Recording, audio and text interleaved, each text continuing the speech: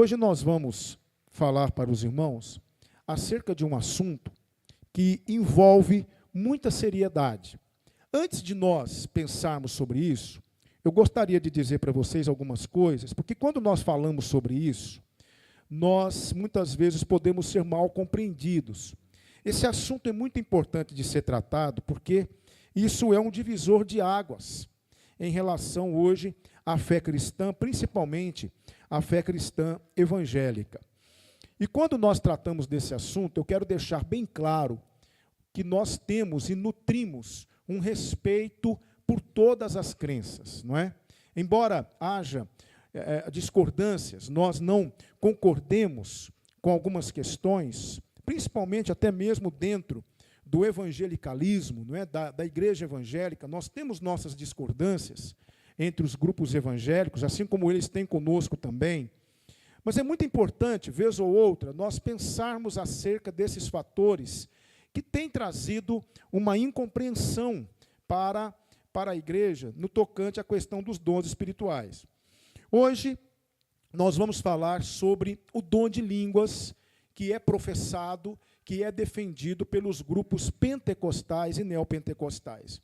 Eu jamais, como pastor batista, vou trazer para mim o título de pastor de ou da única igreja evangélica real, como, infelizmente, no passado, muitos cristãos tinham isso. Uns diziam, nós somos a igreja verdadeira, e os outros, não, nós é que somos. Isso acabou. Graças a Deus, isso acabou. Nós consideramos os pentecostais como nossos irmãos em Cristo. Eles são crentes em Jesus, vão para o céu. Nós estaremos um dia na presença do Senhor. Mas, enquanto estamos aqui neste mundo, nós temos discordâncias. Nós discordamos. E nós vamos ter essas discordâncias até a volta de Jesus. Não adianta. Nós continuamos tendo essas discordâncias. E eu gostaria, nesta manhã, de explicar para vocês o porquê. O porquê que nós, batistas, da Convenção Batista Brasileira, nós não cremos e não buscamos e não incentivamos a questão do dom de línguas na igreja. E para que isso possa ser feito, nós vamos utilizar a palavra de Deus. Nós vamos estudar isso à luz da palavra de Deus. Eu não quero estudar ou defender isso baseado em experiências pessoais ou baseado no comentário ou na apologia desse ou daquele cristão. Repito, são nossos irmãos em Cristo. Amamos os nossos irmãos pentecostais. Mas temos discordâncias, assim como eles têm conosco também, e vez ou outra eles também vão defender o ponto de vista deles, dizendo que não concordam conosco por conta disso ou daquilo, e isso faz parte da liberdade religiosa. A liberdade religiosa, ela traz isso, e é uma das nossas bandeiras. Os batistas defendem a bandeira da liberdade de consciência. Então, cada um é livre para professar a sua fé da maneira como ele entende ser correta. Mas nós temos a palavra de Deus. E nesta manhã, eu quero explicar para vocês, iniciando esta série de mensagens sobre... semana passada, iniciamos, não é? Falando sobre Cristo sim, igreja não. Hoje nós vamos falar sobre o dom de línguas. O que a Bíblia diz é o tema da nossa reflexão nesta manhã. O meu desejo é que nós possamos abrir o nosso coração para a palavra de Deus. Esse esboço, se você desejar esse esboço, eu tenho esse esboço, eu posso mandar para o seu e-mail, e esse esboço vai ser colocado na fanpage da igreja, na página da igreja. Então, você pode pegar lá também, copiar, você pode se inteirar melhor dos textos bíblicos, porque o nosso tempo ele é um pouco reduzido. Mas eu preciso mostrar para vocês algumas coisas muito importantes que talvez os irmãos não saibam. Não é? Eu sei que os batistas não falam em línguas, né? Os batistas tradicionais, da Convenção Batista Brasileira, Mineira, mas por quê? Por que nos nossos cultos não há essas manifestações, assim como também não há, e aqui eu não me refiro ao pentecostalismo como um todo, porque nem todo pentecostalismo histórico, nem todo ele defende isso. Por que nos nossos cultos também não há sessões de exorcismo, nada disso? Por que nós temos essa visão? Eu quero mostrar para vocês hoje a primeira parte dela, e numa segunda parte, no segundo momento, nós vamos falar sobre essas discordâncias no campo do exorcismo, e no campo também da teologia da prosperidade, que é outra mensagem que nós vamos apresentar para vocês.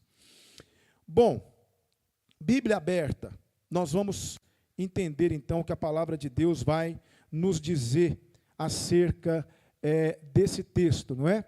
Nós vamos ter ali Atos 2, de 1 a 13. Abre a sua Bíblia em Atos 2, de 1 a 13, e depois Mateus 22, 29.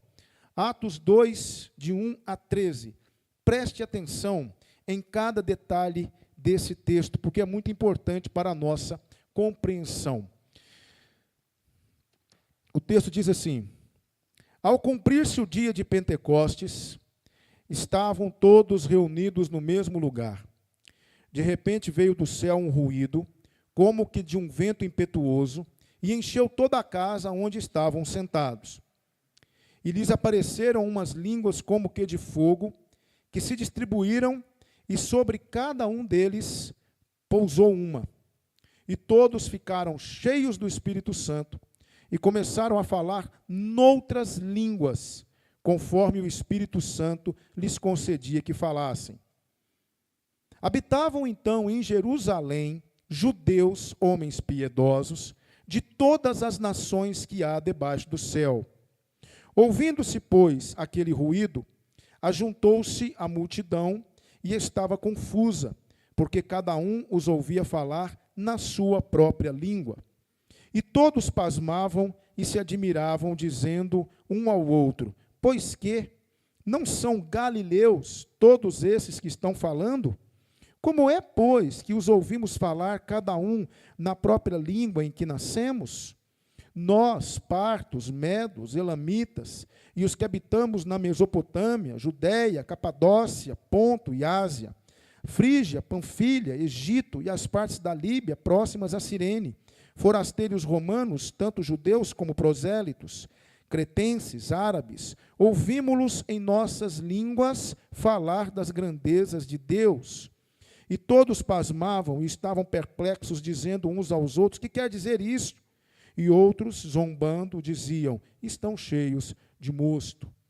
Mateus 22, 29 vai nos dizer assim: errais não conhecendo as Escrituras, nem o poder de Deus. Meus irmãos, a primeira coisa que eu quero dizer para vocês é que o termo língua estranha não existe na Bíblia. A Bíblia não fala línguas estranhas. A Bíblia fala outras línguas. Não é línguas estranhas. Quero dizer para os irmãos o seguinte: a palavra de Deus, ela foi escrita em 2 idiomas originais. O Antigo Testamento foi escrito no idioma hebraico e o Novo Testamento foi escrito no idioma grego.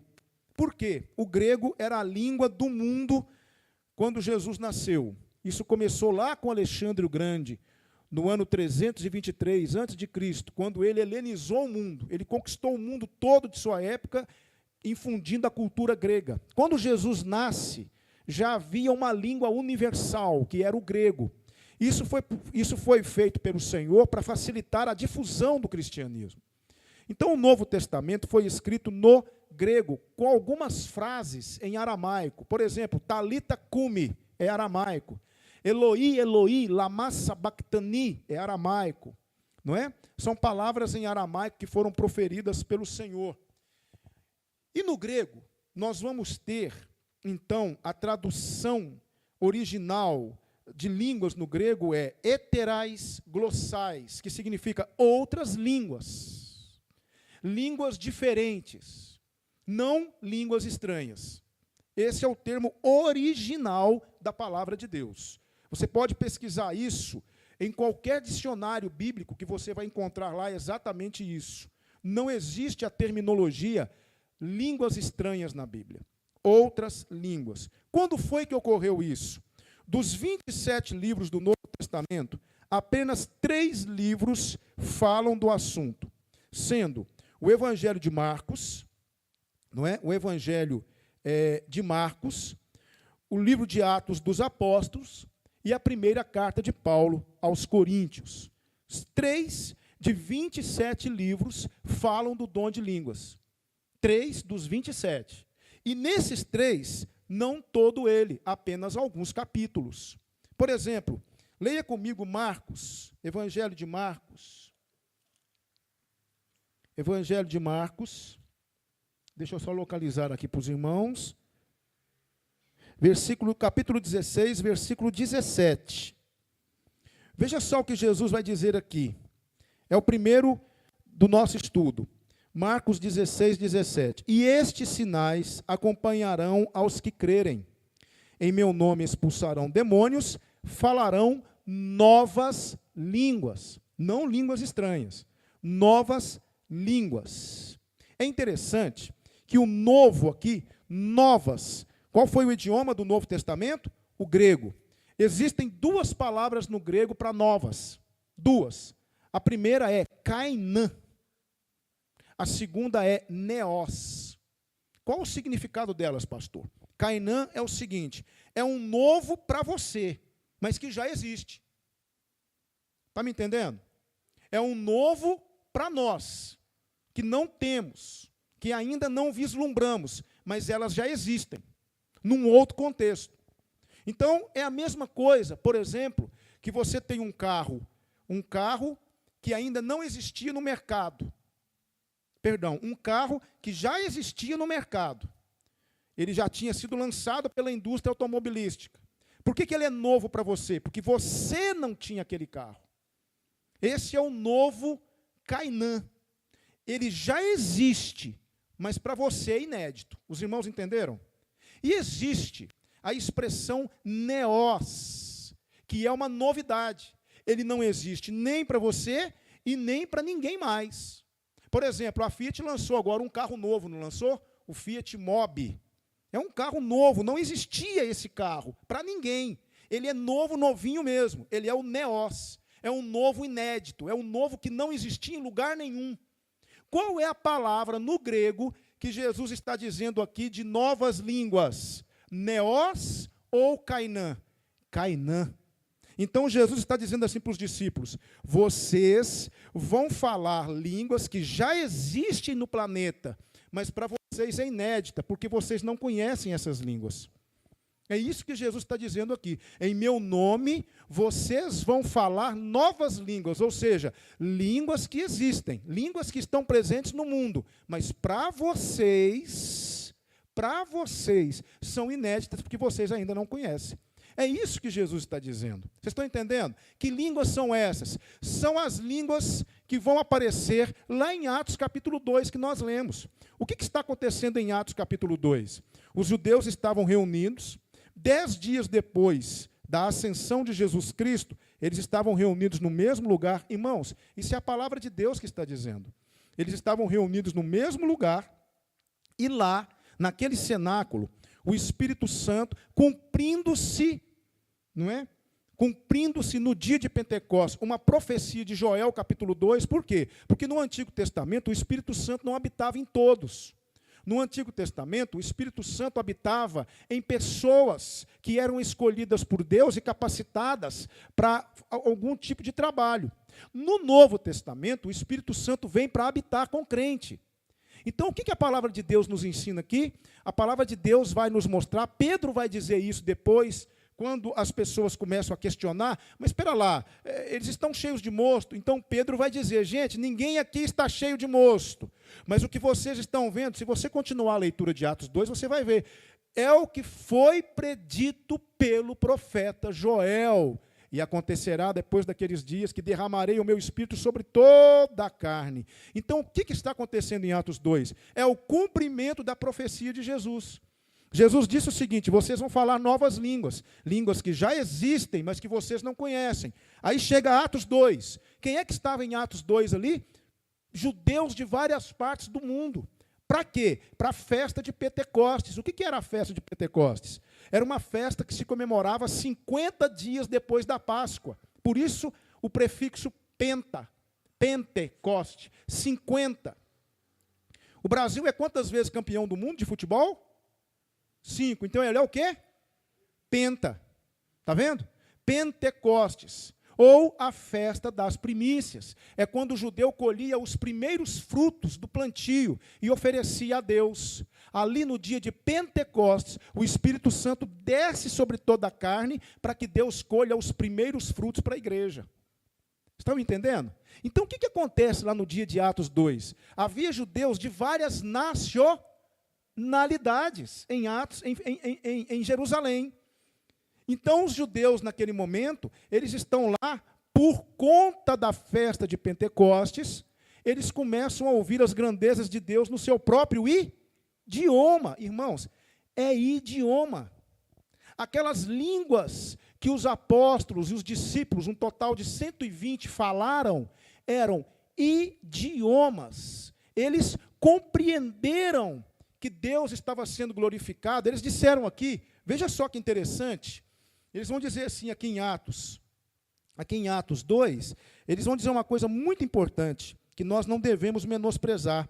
Eles vão dizer assim, cretenses e árabes, ouvimos-los em nossas línguas falar das grandezas de Deus. Observe que houve um entendimento, uma compreensão do que estava sendo dito.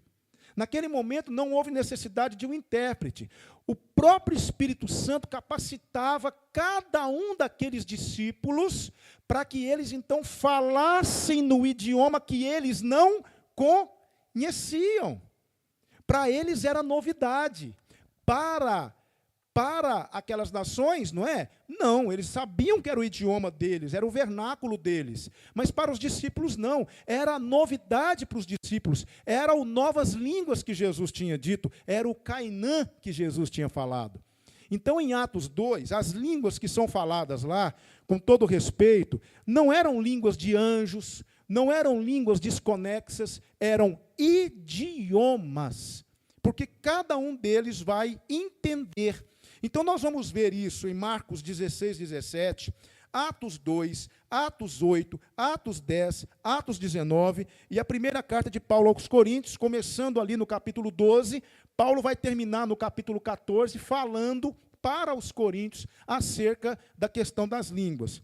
Então, Marcos nós já vimos, Atos nós já vimos, e nós vamos então agora para Atos 10, que também tem uma evidência do dom de línguas ali, não é? Atos 10, 46 a 47, Pedro está na casa de quem? De Cornélio. Quem era Cornélio? Um centurião romano. Os romanos eram o quê? Gentios, pagãos, impuros. Pedro estava lá no terraço, de repente desce um lençol do céu, os irmãos já conhecem a história, e aí Pedro vê uma quantidade de animais e uma voz dizendo, levanta Pedro, mata, come. Ele disse, não Senhor, porque nunca na minha vida entrou algo comum ou imundo. Não é? E a voz disse, não chames tu comum ao que Deus purificou. Então Pedro, naquele momento, recebe um convite para ir na casa de Cornélio. Quando ele chega na casa de Cornélio, Cornélio se prostra no chão, querendo adorar Pedro. Pedro levanta Cornélio e diz, levanta-te que eu também sou homem. Homens não merecem, não recebem adoração de outros homens. Só Deus é digno de adoração. E naquele momento o Espírito Santo, então, começa o mesmo episódio. Olha que interessante o que Pedro vai dizer aqui em Atos 10. Ele vê o Espírito Santo cair sobre Cornélio e sobre todos os que estavam com ele. Por que aconteceu isso? Porque Pedro precisava entender. Pedro era ainda preconceituoso. Pedro era aquele judeu que achava que o Deus era apenas uma exclusividade de Israel. Ele achava que o evangelho era só para os judeus. Ele ainda não havia compreendido a importância de se pregar o evangelho para os gentios. Então, o que acontece? O Espírito Santo mostra de forma visível para Pedro. Pedro precisava quebrar aquele paradigma. Ele precisava entender que o Espírito Santo não era exclusividade dos judeus. Então, para que ele entendesse isso, o que acontece? O Espírito Santo desce sobre todos na casa de Cornélio. E o que eles começam a fazer? Falar em novas línguas. É que interessante, como eu sei disso? Olha só Atos 10, 46 e 47. Pedro vai dizer assim, Atos 10, 46 e 47. Pedro diz assim, porque os ouviam falar línguas e magnificar a Deus. Como é que eles sabiam que eles estavam magnificando a Deus? Porque havia um idioma sendo falado ali, não é? Respondeu então Pedro, Pode alguém, porventura, recusar a água para que não sejam batizados estes que também, como nós, receberam o Espírito Santo? Eu pergunto para vocês, como é que Pedro vai ter essa dedução? Eles receberam o Espírito Santo como nós. Por quê? Porque Pedro viu eles falarem em novas línguas. Pedro entendeu que o que aconteceu na casa de Cornélio era a mesma coisa que havia acontecido com eles lá no dia de Pentecostes. Não há outra interpretação para esse texto, irmãos. Não há. Então, Atos 2, idiomas, Atos 10, idiomas. Isso ficou agora você vai entender uma coisa. Isso ficou gravado na mente dos discípulos. Os discípulos precisavam quebrar esse paradigma, essa barreira cultural. Se em Atos 8, quando o evangelho vai ser pregado para os samaritanos, os sinais e maravilhas que diz lá que aconteciam envolvem as línguas, você vai entender então por quê, porque os samaritanos eram odiados pelos judeus. Então, o que foi que aconteceu? O dia de Atos 2, a descida do Espírito Santo, quando eles falaram em novos idiomas, aquilo foi a característica que fez com que os discípulos entendessem. Naquele momento da igreja, falar em novas línguas era uma evidência de que o Espírito Santo estava presente na igreja. E hoje? Qual é a evidência hoje que o Espírito Santo está presente na nossa vida? É quando o crente começa a produzir os frutos do Espírito. Hoje você vê um crente em Jesus Cristo mudar de vida. Essa é a evidência do Espírito Santo na pessoa.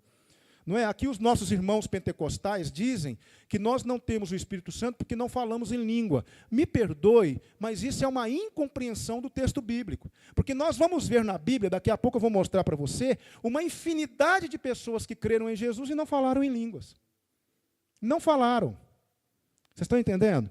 Então eu quero dizer para vocês que Atos 10, quando Pedro olha aquele grupo de pessoas falando em línguas, Pedro se lembra de qual dia, gente? O dia de Pentecostes. Ele se lembra de Atos 2. Ele fala, olha, eles também receberam o Espírito Santo como nós. Eles também estão falando em outras línguas, em novas línguas como nós. Então nós temos que batizá-los também. É isso que acontece em Atos capítulo 10.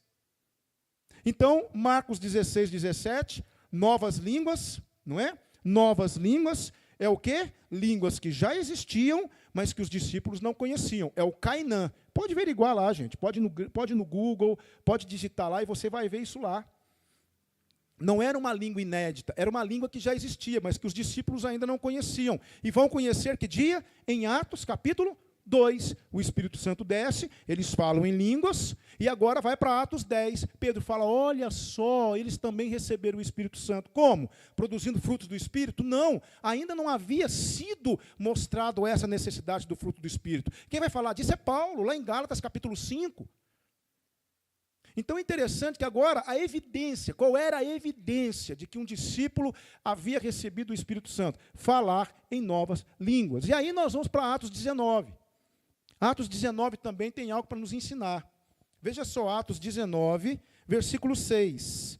Atos 19, versículo 6. Atos 19, 6 diz assim, havendo-lhes Paulo imposto as mãos, veio sobre eles o Espírito Santo e falavam em línguas e profetizavam, ou seja, começavam a pregar, começavam a anunciar as grandezas de Deus. Por que eles falaram em língua? Quem é Atos 19? Veja o versículo 1. E sucedeu que, enquanto Apolo estava em Corinto, Paulo tendo atravessado as regiões mais altas, chegou a Éfeso, e achando ali alguns discípulos, perguntou-lhes, olha só que interessante isso aqui, irmãos, recebestes vós o Espírito Santo quando crestes? Quando quem, gente? Quando crestes. Responderam-lhe eles, não, nem sequer ouvimos que haja Espírito Santo. Tornou-lhes ele, em que fostes batizados então? E eles disseram, no batismo de João. Mas Paulo respondeu, João administrou o batismo do arrependimento, dizendo ao povo que cresce naquele que após ele havia de vir, isto é, em Jesus Cristo. Quando ouviram isso, foram batizados em nome do Senhor Jesus. Havendo-lhes Paulo imposto as mãos, veio sobre eles o Espírito Santo, e falavam em línguas e profetizavam. Duas coisas aqui. Primeiro, Paulo, ali naquele momento, quando eles receberam o Espírito Santo, falavam em novas línguas, novos idiomas. não é? É interessante que Lucas escreve Atos, Lucas era médico, estudado, e então sabia que eles também estavam glorificando a Deus. Era uma língua entendível. Não era uma língua que ninguém entende. Então, naquele momento, para realmente mostrar, eles também agora foram aceitos na comunidade cristã. Quem eram aqueles? Os discípulos de João, que foram batizados no batismo do arrependimento, mas ainda não estavam o quê? Não haviam se tornado cristãos. Então, para que eles fossem inseridos, não é? Para que eles fossem inseridos, o que acontece? Eles recebem o Espírito Santo e Paulo, e naquele momento da igreja, a prova de que alguém havia sido batizado com o Espírito Santo, não é? Naquele momento da igreja, era o quê? Era o falar em novas línguas. Línguas estranhas não, gente. Não existe esse termo na Bíblia. Novas línguas. Então eu preciso entender isso, não há outra interpretação. Não cabe outra interpretação. Qual é a língua original de Pentecostes, irmãos? Idiomas. É a mesma coisa que se nós estivéssemos reunidos aqui agora e o Espírito Santo viesse sobre nós e o Fernando começa a falar em inglês, não é? A Jéssica começa a falar em alemão, o Edmilson começa a falar em francês, o Anderson começa a falar em italiano, não é? A Cida começa a falar em mineirês, né? É a mesma coisa. Aí nós começamos a glorificar a Deus, cada um na sua língua. E havia aqui conosco vários ingleses, vários alemães, vários italianos, vários franceses. Aí eles começam a entender o evangelho, porque o Edmilson começou a falar francês. Aí o francês vai lá e entende, e chega perto do Edmilson, e o Edmilson começa a pregar em francês para o francês. E aí vem um italiano, 2 ou 3, e chega perto do Anderson, e o Anderson começa a pregar o evangelho em italiano. E aí vem ali perto da Jéssica, eu falei qual da Jéssica? Hã? Alemão. Aí vem 3 alemães, ouve um alemão e fala, quem é que está falando alemão aqui? E chega perto da Jéssica e a Jéssica começa a pregar em alemão. Foi isso que aconteceu lá em Atos. Foi isso. Era idioma. E eles disseram, olha, nós estamos ouvindo eles falarem das grandezas de Deus. Como é que eles sabiam que Deus estava sendo glorificado? Porque eles estavam ouvindo, Cida, cada um no seu próprio idioma. Meus irmãos, é essa a interpretação do dom de língua, segundo a palavra de Deus, aqui em Marcos capítulo 15, Marcos capítulo 16 e Atos 2. E aí nós vamos para a primeira carta de Paulo aos Coríntios. Eu estou dando uma acelerada porque o estudo é longo demais. E eu estou dando uma condensada aqui para vocês. Uma outra coisa, batismo com o Espírito Santo, não é? Que muitos dizem que é o momento em que você fala em línguas. Meus irmãos, eu sou batizado no Espírito Santo quando eu creio em Jesus. Eu sou batizado no Espírito Santo. Não foi isso que Paulo disse aqui para os apóstolos, perdão, para os discípulos de João? Recebestes o Espírito Santo quando crestes. Não há como eu compreender, entender o Evangelho se não for pelo Espírito de Deus. E aí nós vamos para a primeira carta de Paulo aos Coríntios. Primeira coisa que eu quero dizer para você, a carta de Paulo aos Coríntios não é uma carta modelo, pelo contrário, é uma carta corretiva. Paulo estava em Éfeso, e aí um grupo sai de Corinto, suponhamos que aqui estava Corinto, não é? E aqui estava Éfeso, não é? E aqui nós estamos no mar Mediterrâneo. Então um grupo sai de Corinto, aqui, enviados pela família de Cloe, esse grupo sai de barco, e vai de barco 400 quilômetros até Éfeso. Aí encontram Paulo lá em Éfeso e entregam uma carta para Paulo, que é a primeira carta dos Coríntios para Paulo, que se perdeu, ninguém sabe onde está. Então lá, Paulo pega aquela carta e aqueles da família de Cloé, ou Cloe, né? Eles vão relatar, Paulo, está acontecendo muito problema aqui em Corinto. Paulo, nós precisamos da sua ajuda. O que está acontecendo? Paulo, o pessoal está todo confuso, mas está acontecendo uma bagunça aqui em Corinto, Paulo. Mas uma bagunça, Paulo. Aqui em Corinto o pessoal não está entendendo o que é a ceia do Senhor, Paulo. Aí vem os pobres para comer, não tem mais nada para eles comerem, porque os ricos vieram e comeram tudo, Paulo. Eles se empanturraram de comer, beberam tudo, não há mais nada para os pobres.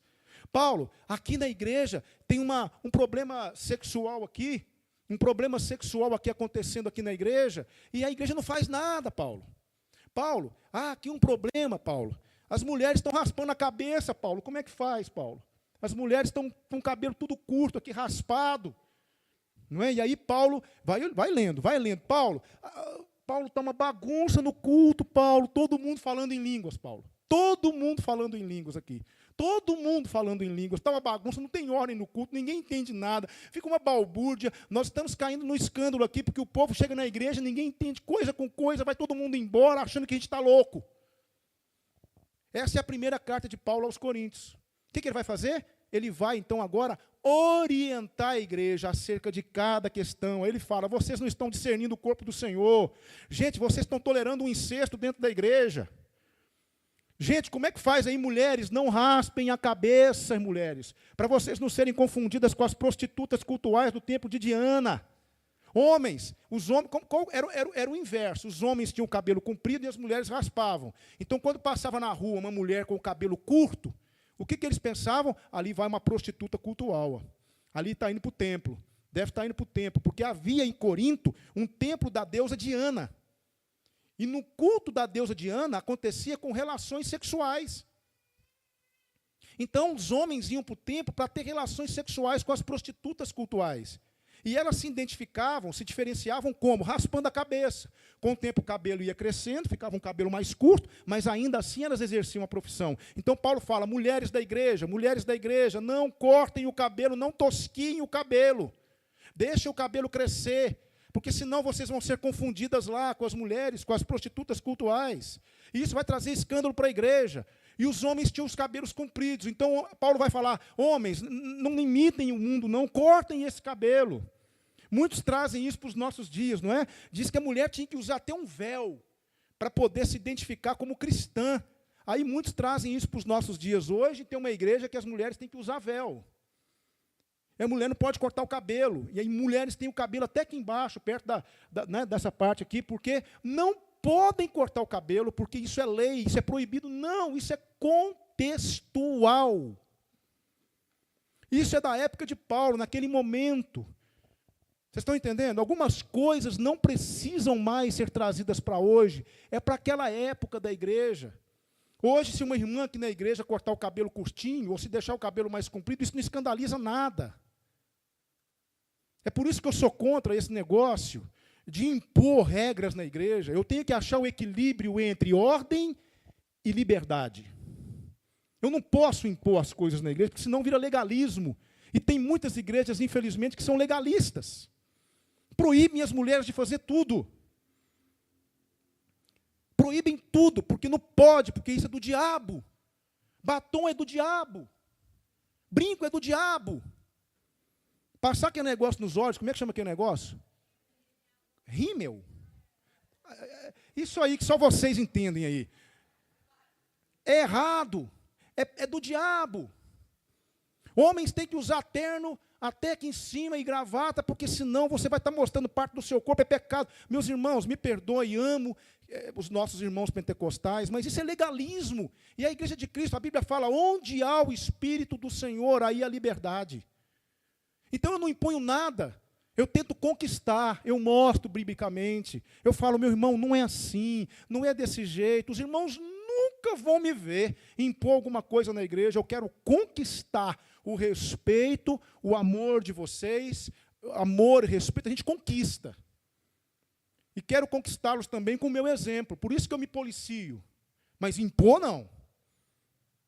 Porque isso, meu irmão, é legalismo. E Paulo vai condenar isso lá em Corinto, porque a igreja estava vivendo extremos. Então, Paulo vai dizer, olha, gente, vamos lá. Aí Paulo chega no capítulo 14 da primeira carta aos Coríntios, né? E ele vai falar lá na primeira carta aos Coríntios sobre, para corrigir, não para aplaudir, não para elogiar, ele vai corrigir a igreja acerca da questão do dom de línguas. 1 Coríntios, capítulo 14. E Paulo vai dizer uma série de coisas aqui em 1 Coríntios 14, e eu gostaria de pensar com você, não é? Algumas coisas muito interessantes sobre 1 Coríntios. Eu já falei para vocês sobre o contexto de Corinto, não é? Corinto era uma cidade cosmopolita. O que é isso? É uma cidade portuária, que recebia pessoas do mundo inteiro. E para que as pessoas iam para Corinto? Para negociar, para poder comprar e vender. E os homens iam para quê, Cida? Muitos homens iam para participar do culto no templo de Diana. Então, pessoas de várias partes do mundo iam para a igreja de Corinto. Chegavam lá em Corinto, não é? Queriam ir para o templo de Diana.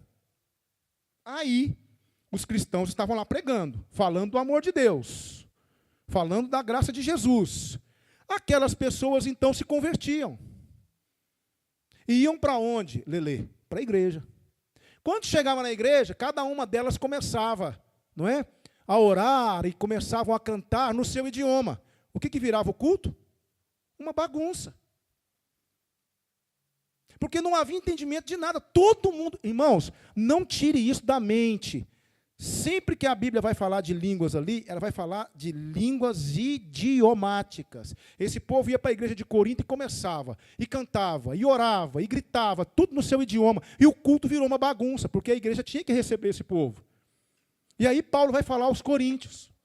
Paulo vai dizer o seguinte, olha, ele vai falar isso, eu não vou ficar lendo texto por texto, você pode pegar esse esboço comigo, você pode entrar na fanpage da igreja, você pode ir lá fazer, colar, copiar e colar, não é? Você pode fazer o que você quiser. Lá tem todos os textos. Mas Paulo vai dizer assim, por exemplo, lá em Corinto, ele vai dizer umas coisas muito interessantes. Ele vai dizer em Corinto, não é? Que eles deveriam, capítulo 14, versículo 1, olha só. Segui o amor e procurai com zelo os dons espirituais, mas principalmente o de profetizar. Não é? Procurem isso, preguem a palavra de Deus, falem do amor de Deus, é a primeira coisa que ele fala. Orar, cantar todo mundo junto, pera lá. Vamos, Corintos, entender o seguinte, porque havia em Corinto uma coisa que acontece hoje na vida de muitas pessoas. Muitos achavam que falar em línguas era sinônimo de espiritualidade. Então muitos queriam falar em línguas para mostrar que eram espirituais.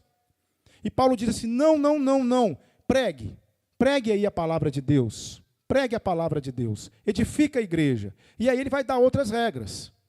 Primeiro ele fala, procure o dom de profetizar, peça a Deus para te dar o dom de falar das grandezas de Deus, de pregar do amor de Deus. E ele fala assim, o que fala língua estranha, ore para que Deus lhe dê a interpretação. Se você está falando aí em aramaico, ore para que Deus te ajude não só a falar em aramaico, mas interpretar. Por quê? Porque aí os outros crentes iam ouvir aquela tradução, aquela interpretação e seriam edificados.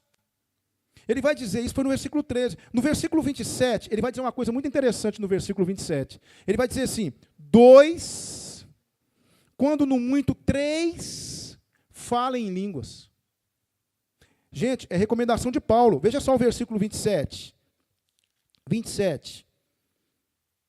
Se alguém falar em língua, faça-se isso por 2, quando muito, 3. E cada um por sua vez. Não era para falar ao mesmo tempo. E haja um que interprete. Então o Anderson, que fala italiano, ele levanta e começa. Porque o Senhor Jesus, Ele é a nossa fonte de vida. Ele morreu para que sejamos salvos, mas ele vai falar isso em italiano. Ele é um crente. E aí, há italianos aqui no plenário. Aí levanta lá a Nenzica, que fala italiano muito bem, né? A Nenzica levanta e fala assim, o nosso irmão acabou de dizer isso, queridos. Isso. Por quê? Quem não fala italiano vai entender o que o Anderson disse. É isso que estava acontecendo, ou deveria acontecer. E aí o Anderson se assentava. E a igreja continuava em oração. Aí a Jéssica levanta e fala alemão.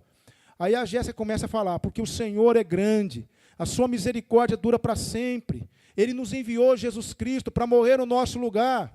Não é? Aí a Sueli, que fala alemão como ninguém, ela levanta, não é? E interpreta o que a Jéssica disse. Aí os demais irmãos da igreja vão entender o que a Jéssica disse. Hã?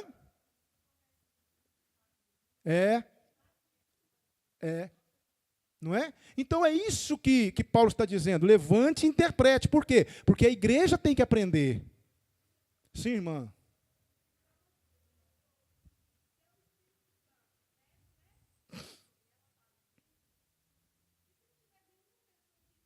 Vou falar agora, irmã Fátima. Aí Paulo vai dizer o quê? Que aquela pessoa se cale. Há algum italiano aqui, gente? Nenhum italiano levantou para... Ele está falando, aí nenhum italiano levantou para interpretar. O que o Anderson faz? Ele se cala. Por quê? Porque não está edificando ninguém. Isso era a recomendação de Paulo para os coríntios. Mas não era isso que estava acontecendo. Todo mundo levantando, todo mundo falando, ninguém entendendo nada. Então Paulo vai dizer, olha aqui, faça isso por 2, quando no muito 3, e haja intérprete. Agora, olha só, irmã Fátima, respondendo à dúvida da irmã, não é? Se não houver intérprete, versículo 28. Versículo 28. Mas se não houver intérprete, esteja calado na igreja, fale consigo mesmo e com Deus, porque a pessoa está entendendo o que ela está dizendo. A pessoa está entendendo o que ela está dizendo, mas a igreja não, porque não há um italiano no culto.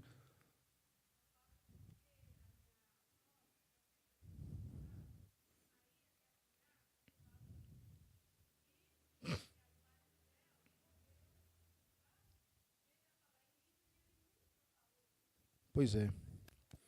Pois é.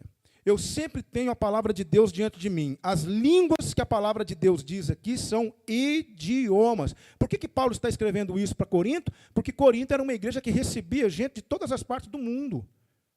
Essa é a interpretação. E Paulo vai dizer no versículo 40, mas faça-se tudo decentemente e com ordem. Vocês estão entendendo? Então, quando Paulo escreve a sua primeira carta aos Coríntios, gente, ele não escreve para ter a carta de Paulo ali como modelo, ele escreve para corrigir. Corrigir. Então havia na igreja uma balbúrdia, todo mundo falando ao mesmo tempo, todo mundo glorificando a Deus e ninguém entendia nada.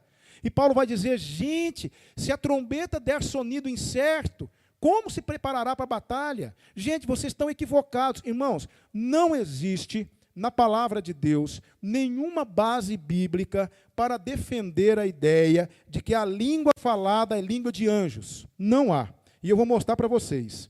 Não há essa base bíblica para mostrar isso. Por quê? Porque na palavra de Deus, todas as vezes que há as chamadas teofanias, ou seja, as chamadas línguas dos anjos, todas as vezes que acontece isso, os anjos falam no idioma que a pessoa consegue o quê? Compreender.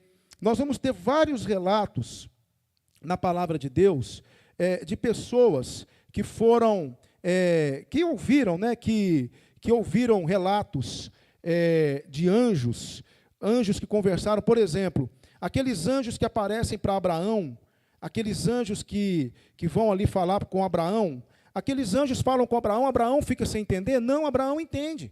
Os anjos conversam com Abraão, Abraão entende. E aquele anjo que conversou com o pai de Sansão, Manoá, ele ficou na dúvida sobre o que é que o anjo está falando. Não, Abraão, o pai de Manoá entende. E o anjo que lutou com Jacó no val de Jaboque, ele conversou com Jacó, não conversou? O que você quer? O sol tá nascendo. Não vou te abandonar enquanto não me abençoar. Qual é o teu nome? Jacó. Não te chamarás mais Jacó, mas te chamarás Israel, porque lutaste com Deus e prevaleceste.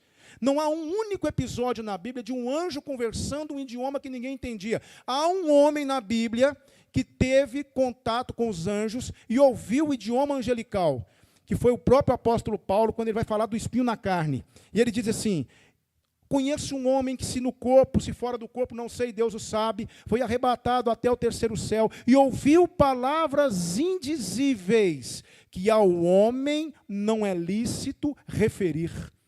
Quando Paulo ouviu o idioma angelical, ele foi proibido de falar isso para as pessoas. Então não há na Bíblia um anjo conversando. Maria, o Gabriel conversou com Maria, e Maria ficou lá e o anjo começou a conversar com ela, e ela disse assim: eu não estou entendendo, eu vou chamar um intérprete. Foi assim? Maria não entendeu o que o anjo quis dizer? Maria entendeu. E o anjo que apareceu para Paulo, fala e não te cales, ele entendeu? Entendeu? E o anjo que conversou com Pedro na prisão, livrando Pedro? E aqueles anjos que estavam em cima da pedra do sepulcro, e as mulheres foram lá e eles disseram assim: por que buscais entre os mortos aquele que está vivo? Elas entenderam? Não há um texto na Bíblia que embase a questão da língua de anjos. Mas pastor Paulo fala: ainda que eu falasse a língua dos homens e dos anjos, não tiver amor, eu não seria de nada. Meus irmãos, A palavra de Deus nos diz aqui, naquele contexto, o seguinte: Paulo está dizendo, olha, o amor é o sentimento mais nobre que existe. Se eu posso chegar a conhecer o idioma angelical e falar o idioma angelical, se eu não tiver amor, isso não vale de nada. É isso que Paulo... O que está em evidência em 1 Coríntios 13 não é o dom de línguas, não é a língua dos anjos, é o amor. O termo ali é amor. Paulo está mostrando a força do amor. Então, eu não vim, como eu falei para vocês no início, eu não vou discutir experiências pessoais. Não posso discutir experiências pessoais, né, de muitos que dizem que falam em línguas, mas eu fico com a palavra de Deus. Então, se fala em línguas, tem que identificar qual é o idioma, porque não existe outra língua na palavra de Deus. A palavra de Deus fala de língua como idioma.